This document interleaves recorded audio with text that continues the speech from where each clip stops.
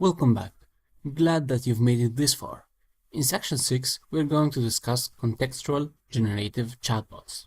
First, we need to understand context. Here is an example conversation. Hello, hi. How much would a plane ticket cost to Moscow? $1,000.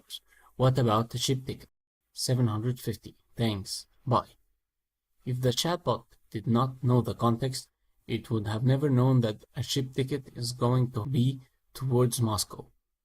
Because the chatbot kept context from the previous utterance, the chatbot realized the destination for the ship is going to be Moscow. Another example. Hello, hi. I'd like to make a hotel reservation for my family at Paris. I have reservations from $500 per night for 2 adults and 3 children. That's perfect. Thanks.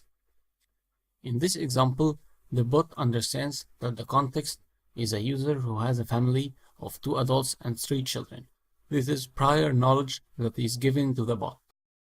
The definition of context is the circumstances that form the setting for an event, statement, or idea, and in terms of which it can be fully understood. In our domain, context is basically a memory of all information about the user. Memory incrementally updates as these conversations progresses. This memory can be initialized with prior information about the user.